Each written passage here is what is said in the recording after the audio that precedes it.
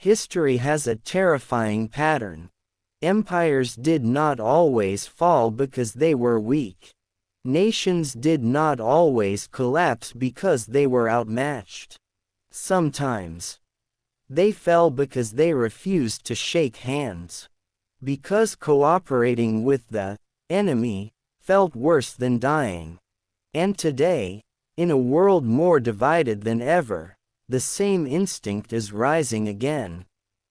If you want history's most uncomfortable truths, the ones that expose how pride kills civilizations, subscribe now.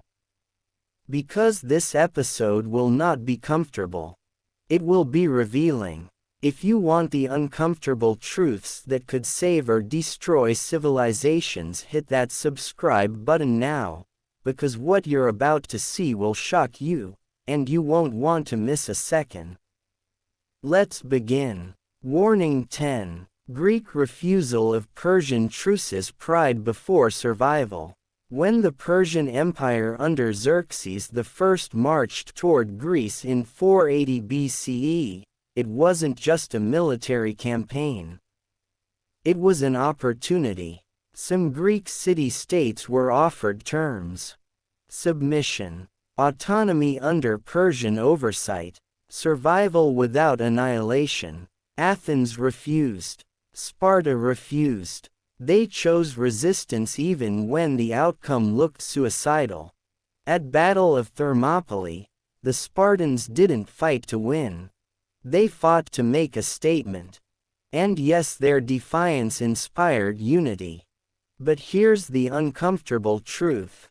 Greek unity came late. City-states mistrusted each other more than Persia. Cooperation among themselves almost failed. Several states even sided with Persia out of fear.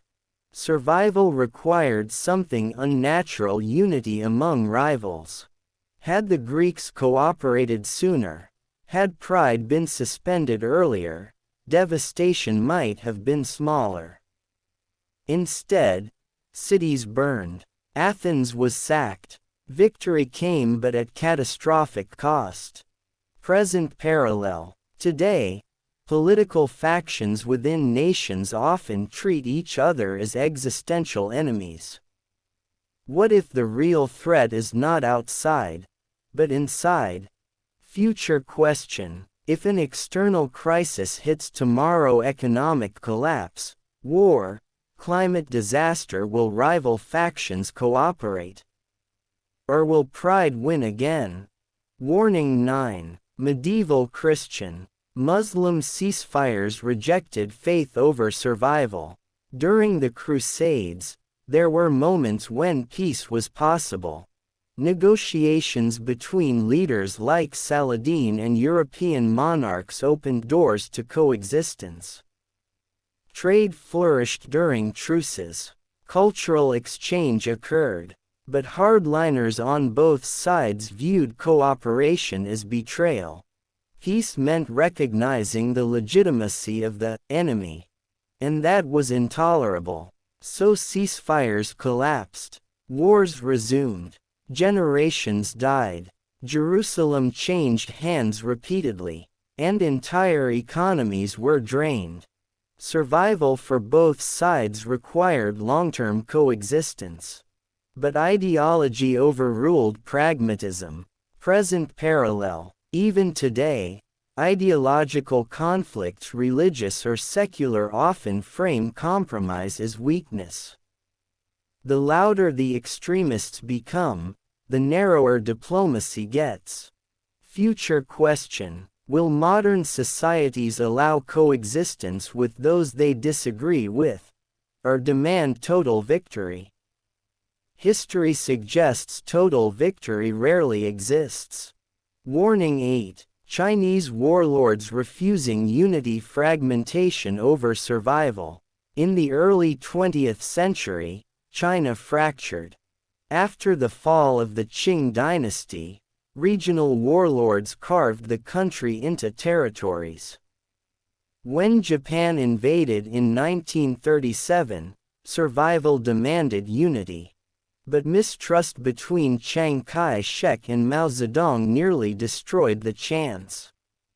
Each feared the other more than the invader. Each calculated post-war dominance. Unity was tactical, reluctant, fragile. Millions died before cooperation stabilized. Survival required partnership between ideological enemies. But ambition delayed it. Present parallel. Political fragmentation weakens national resilience.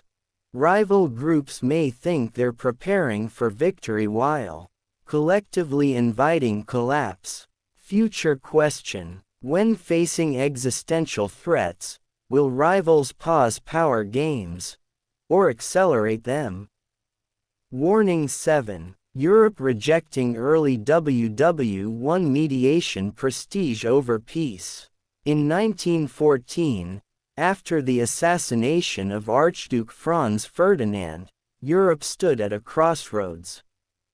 There were mediation proposals, diplomatic backchannels, last-minute negotiations, but alliances hardened. Mobilization timetables overruled compromise. Leaders feared appearing weak more than they feared war. Cooperation with rival empires meant losing prestige. So they chose war. The result? Over 16 million dead. 4 empires collapsed, and the seeds of World War II were planted. Survival required humility. Humility was politically impossible. Present parallel. Modern geopolitical crises still move on rigid timelines, sanctions, military drills, red lines. If ego overrides diplomacy, escalation becomes automatic. Future question. If a crisis erupts today, will leaders pause? Or will momentum make cooperation impossible? Warning 6. Cold War missed détente moments. Fear over stability. The Cold War wasn't inevitable. There were windows, moments when de-escalation was possible. During the Cuban Missile Crisis, survival required direct communication between John F. Kennedy and Nikita Khrushchev. They cooperated secretly. They compromised publicly. And nuclear war was avoided. But later decades saw missed opportunities. Hardliners on both sides resisted détente. Cooperation with ideological enemies felt like surrender. And trillions were spent prolonging fear. Survival required trust. Trust was politically dangerous. Present parallel. Nuclear states still rely on communication to prevent catastrophe. Without dialogue, miscalculation becomes likely. Future question. If two rivals today misinterpret signals, who will pick up the phone? Warning 5. Early Arab, Israeli compromise failures. Recognition refused. In the late 1940s, partition proposals emerged. Recognition deals were floated, but distrust dominated. Arab states rejected Israel's legitimacy. Israeli leaders feared existential annihilation. Cooperation was politically radioactive. Wars followed. Decades of conflict hardened identities. Survival required mutual recognition. But recognition meant accepting the other's permanence. That felt unbearable.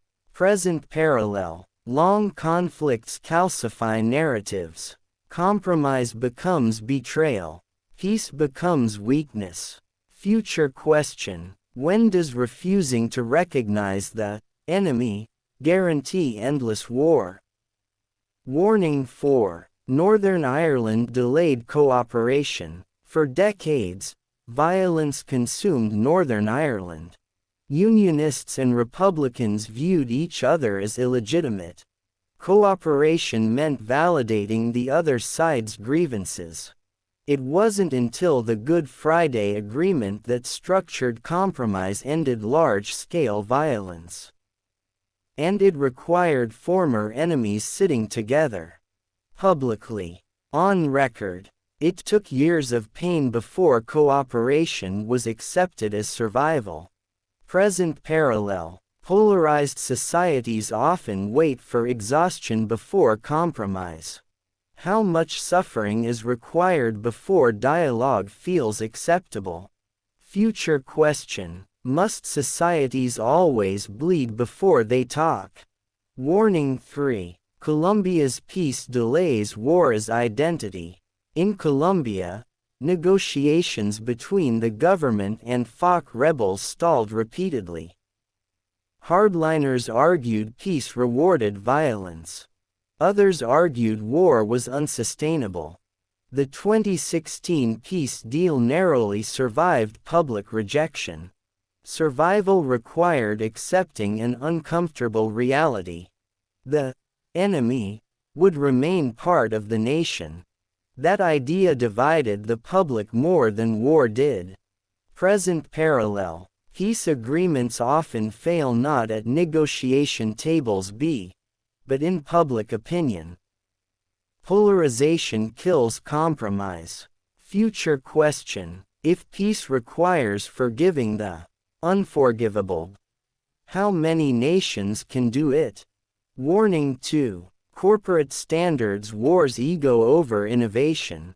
Not all survival battles are military. Sometimes they're technological. Companies refuse to adopt shared standards because cooperation benefits rivals. Format wars like VHS versus Betamax delayed consumer progress. Corporate pride often prolongs fragmentation. Survival of an industry sometimes requires collaboration among competitors. But dominance is addictive. Present parallel. Tech ecosystems still battle over standards. Consumers pay the price. Future question. Will future industries collapse because competitors refuse to align? Warning 1. Political polarization, the modern survival test. Today's democracies face internal fracture.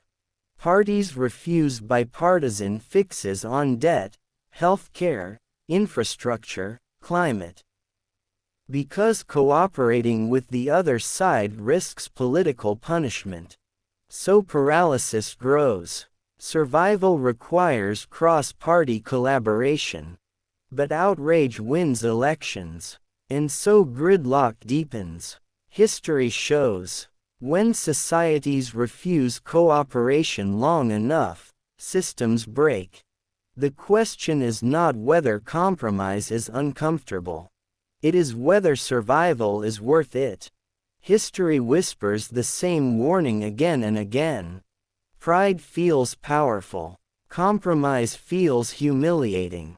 But extinction feels permanent. If this episode forced you to question how we treat our rivals, subscribe now. Because the next collapse won't announce itself. And the next refusal to cooperate might not be reversible.